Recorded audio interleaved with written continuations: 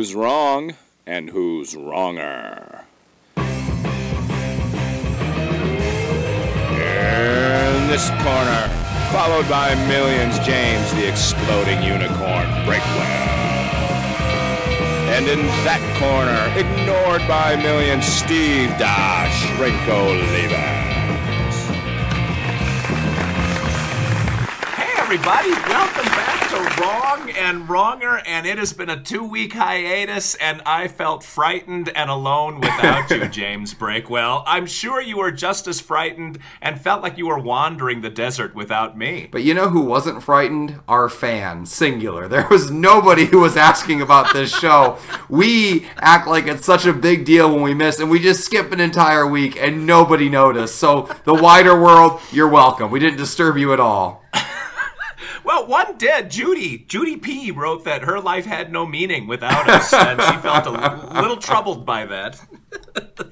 But we're back. Breakwell I'm in Cheyenne, Wyoming right now, the hallowed halls, and Breakwell's in the dungeon of Indianapolis, Indiana. And James, I was within 1 mile, within striking distance of your home not too very long ago. Yes. And thank God the moat was there. And when did you get the crocodiles, and why is that legal in Indiana? Well, anytime Steve approaches, anything goes. That's the way the law is. We don't have it's a step beyond stand your ground. It's stand your ground and the surrounding ground with a moat. So we feel very safe here. There are no alligator control laws. All right, it's the Wild West. Well, we did miss a week, James, and that was largely my fault, and I apologize for failing in my duties, for going derelict and being able to be here every week to give the fan what she wants. By the way, I have a story, and I've been sitting on this story for forever, so I don't even know if I'm going to be able to tell it right because it's been so long. So... Well, go ahead. Go. No, Yeah. No, okay, I'll do mine first, and you can tell us about the train wreck that is your life. But you can tell that story any week. Let's be honest here. Your life is perpetually falling apart. Oh, it's so much worse. But okay. So I was out in public with my family, and for the first time ever in my entire life, I was recognized by a total stranger. Like, yeah, I was in the Children's Museum, and some lady walked up and she's like, "Are you Exploding Unicorn?" And I had no idea what to say. I've been in plain sight for so long, and nobody's ever recognized me. I'm nobody in real life. That it was probably the most awkward encounter she had in her life. And I finally managed because I never made a contingency plan for this. I had no idea what to say. I wasn't in performance mode, and it's like a deer in the headlights. I was like, well, how do you recognize me? Nobody recognizes me. You know what she said? She said, "I watch your podcast." The one! It was there! It was her! Wow. Yes! And I didn't give her an autograph. I didn't shake her hand. I didn't give her a hug. I was just so stunned. It's like, well, that's cool. And then, you know what? She's not even going to watch this anymore. So I ran into our one real fan in person, the person who actually not just listens to the podcast, but watches it. I was super awkward. Then we skip a week. So I guarantee you she's not seeing this right now. She is gone forever. But for one brief moment, we had one real fan from this podcast. James, I ruined your crown jewel moment. You did. I apologize. Wow, that's cool. And the Indianapolis Children's Museum, by the way, we took a trip up there just to go to the Indianapolis Children's Museum. It is awesome. It was last week. Steve is easily entertained, but it's okay. What? No. That's why you were so close to my house. No, this was years ago. Okay. Kids were younger then. God dang. Well, yeah, so the reason that we skipped a week, and good on you, by the way, I was recognized in public one time also, really? And it was very early when I was a columnist for the newspaper in Nashville, and like the second week, I was recognized by somebody getting onto the airport shuttle bus, and I thought, oh my God, fame and riches are just waiting for me, and it's never happened again. But my life is an unmitigated disaster right now. I'm homeless. My son is with me over there in the hotel room because we have no place to live. So my wife is sleeping at my office in Nashville right now, and I have the boy on the road with me. How'd you get that short straw? Why did you get the kid? I like traveling with the kid, actually. Don't ever get divorced. She's going to ruin you. Oh, if we ever get divorced, I'll already be ruined. But, no, So we sold one house and we haven't bought another house yet, and that is not completely our fault, but it's a little bit our fault because we're not real good at this because we don't buy and sell houses all the time.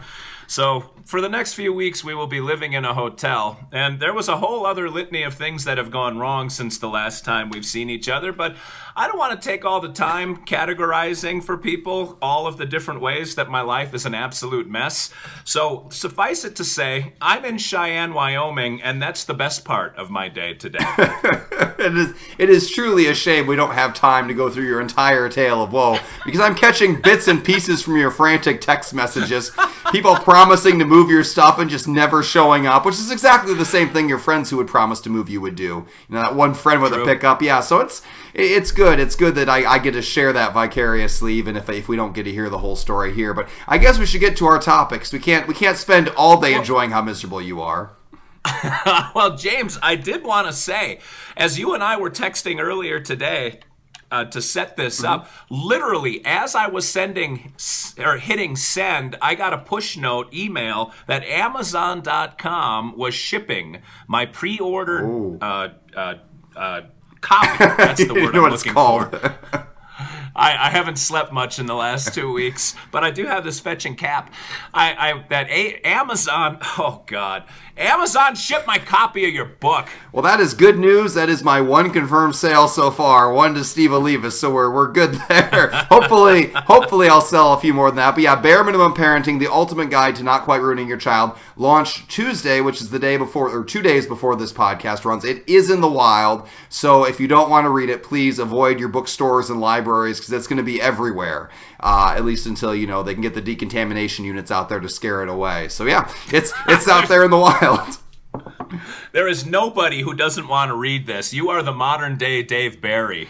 You're fantastic. It's going to be a great book. I'm looking forward to it. Well, I'm going to take that as your compliment for today before you have a chance to retract it.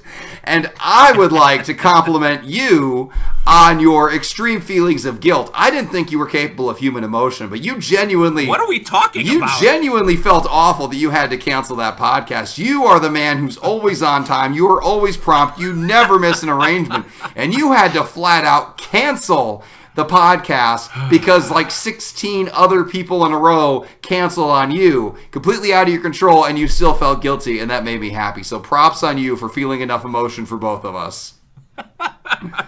Well, I don't know if that's necessarily not a compliment, so it's a little bit out of character for you. But yes, you said, how come we're the only two that care about this podcast? And I said, well, if we didn't care, we wouldn't be us. That's kind of why we've done this 71 straight weeks before we had to miss, because we are the guys that'll bring it. Yes, for only our own amusement. Even since we don't even amuse ourselves, sometimes we amuse no one. Well, that one lady at the Indianapolis Children's Museum. The lady who will no longer listen to us because I was so awkward in person. At least we know now. I have to just not go in public anymore lest I scare away any other fan singular. So, we had a good run, yes. She and us. Now, we didn't mention what the topic is going to be today, and this is the podcast where we argue about things that nobody cares about. But James, behind me is a prop. Yes. And you're going to say why this is relevant to the conversation we are about to have. Well, you're in a hotel room, so it's a little bit different for you. That's a whole different debate. But our debate is, should you make your bed, yes or no? In a hotel room, that's a whole different argument, though. We're not going to do that. We're going to say a home bed, just because that'll stick the dagger a little bit deeper for the homeless part of this podcast here. My bed is either in one of 3 storage units or a pod that is stored somewhere that I don't even know where it is. That's my life. And my wife is sleeping on an air mattress in my office right now. Wow, she got the better end of the deal, definitely. She got the dog, I got the boy. Hers is a lot easier to feed. That's true, but mine is a lot quieter. Wow. All right. I have, and I want everyone to gaze in awestruck wonderment as I have the Guam Quarter of Fate. I would show you that it was taped to the back of my phone case for the last 2 weeks, but I'm using the phone as the video camera. It has literally been taped with a giant piece of moving tape to the back of my phone case so I wouldn't use it. James, tell me what the 2 sides are going to represent. All right, heads, I make the bed. Tails, I don't make the bed. Heads is make the bed, tails is don't. It is down, and it is. It is on. Sorry, it was on Guam. It was tails. You, sir, do not make the bed. Well, that's good because that's what I do in real life. So, true story. Growing up, I made my bed every single day of my life. And then me and my wife got married, and she didn't make the bed, and I didn't make the bed either. And it is glorious. Ooh. I get those 30 seconds back. Everything is okay. You know what? When you go back to bed, you can just roll right in. And here's the thing, though: science is behind it. My wife is a scientist. What? So when you sleep, you get dead, skin cells in there, and you get sweat, and you get all that stuff. And if you make the bed, you just cover that all up to fester. But if you leave your bed unmade, if you pull the sheets back, it actually dries out. Those dead skin cells have a chance to blow off. It is more sanitary, so when you get in it later, it is cleaner, it is drier, and it has fewer germs. Why do you hate science, Steve? Why? James, why do you love dry, dead skin? That's the question that I think most of us are asking ourselves right now. I, for one, am much more clean. I am more hygienic than that. So you give the sheets a good shake, and if you read any of the books, The Habits of Successful People, whether it's 7 or 8 or 10, make the bed is always step number one. As a therapy type, I tell people when you start to grow up, I have clients that are young that look to me as a father figure, James, and I tell them, make your bed, fold your laundry, put everything away, start living like a grown-up. That have things look good and be organized when you walk out the door in the morning. Clean your car. Don't make your car look like a garbage can at Hardee's. Make sure that your car is nice. That just having things organized externally makes you feel more organized internally, and it has a lot less dry, dead skin hanging around that apparently you enjoy. And James, don't you change the sheets on your bed? Yeah, but not every night. Do you change your sheets every single day?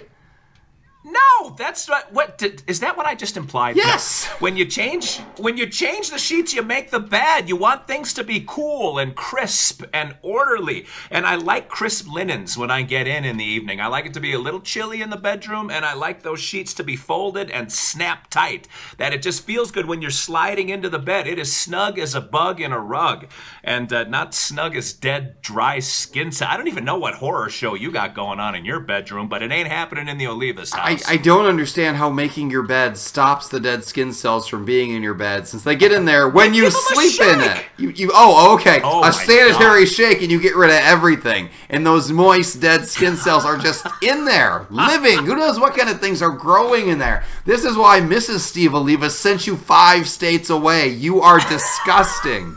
And it shows. And what you described... I'm in Wyoming and I fit right in. It's fantastic. You are the height of vanity. You are making this bed for other people to pretend to be an adult, to put on airs. But there is no inner maturity. I don't need to make my bed to be an adult. I don't need these outward signs because I know I'm a grown-up and I don't need to fake it till I make it because I've already made it. I am confident enough that I can leave my bed unmade and keep those sheets open so they dry out. So when I get in bed, I have crisp, dry sheets that don't smell bad, because I'm sure your odor is just in there building up. Mine is airing out all day like it's out on some kind of clothesline. I mean, it's a step down from that. It is nature fresh when I go to bed, and there is nothing better in this world. I'm going to remember this argument next time I sneeze into my sleeve and I just let everything dry right there, because apparently that's much more acceptable. Who has moist, dead skin cells? So are you saying if you sneeze into your sleeve and then you put it in a drawer, is it going to be more sanitary than if you leave it out to dry? Which is going to be more sanitary? I give it a little shake. I give it a little shake. What is your science behind this little shake? And when you shake it, you're not shaking the fitted sheet. You're not fooling anybody, Steve. That fitted sheet goes on. It stays there till you change those sheets. You can't shake a fitted sheet. The only way to get it clean is to leave it uncovered to dry out and air out. No, it gives it it's like the old blowers that they had to stoke the fire in a fireplace. If you've watched a Woody Woodpecker cartoon, you've seen those things. There's always hijinks that are involved. But you pull that thing down, and all of the air rushing out just takes all of those skin cells and distributes them to all the little creatures that are hanging around my room waiting to eat them. Do you sleep on a Rube Goldberg machine or what? What is your sleeping arrangement that you have bellows attached to your bed? Bellows. God, I wish I could think right now. See, now you're putting that English degree to good use. All right, we're almost at the 15-minute mark, and you know what's sad, James? If I lose the poll this week, it's going to be an absolute travesty. It is a crime against humanity if I lose, because who in their right mind would purposefully and braggadly talk about not making their bed? God, I have to sleep. Well, the good news is nobody will see this, since I scared away our one and only fan. You are safe. No one will ever hear your terrible argument, so the voting will be left to random chance. But I will go ahead and roll the dice, and then we will see what the numbers are. All right, so if you want to vote for me in my brilliant Leave Your Bed Unmade argument, vote for 37. If you want, ooh, that's a new one. If you want to vote for Steve in his piles of festering dead skin cells, vote for 32. If you want Franco Harris. If you want to throw away your vote, vote for 28. And if you want to be an amazing human being, buy Bare Minimum Parenting, and you automatically win regardless of how the vote turns out. If you are a reader at all, that is the best $12 you'll ever spend. And I say Breakwell for free every week. Gives you about a page and a half worth of prose and some of his fantastic wit in his newsletter. But get Bare Minimum Parenting. Everybody should get it. All right. You know what everybody should also do? Vote Steve this week. 32. Vote for common sense. Vote for organization. Vote for cleanliness. Don't vote for Breakwell and his leaving all of his entrails all over the bed every week.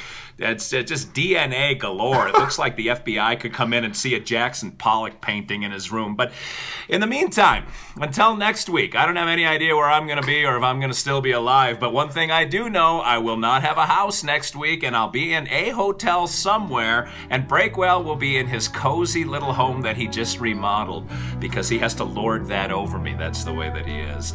Until next week, this is Steve Olivas, Dr. Steve, for that guy, James the Exploding Unicorn Breakwell, saying thanks for watching and thanks for listening. And if you see Gladys over near the Indianapolis Children's Museum, pull her back in. Tell her to put YouTube back on. We need that listen. Have a good week, everybody.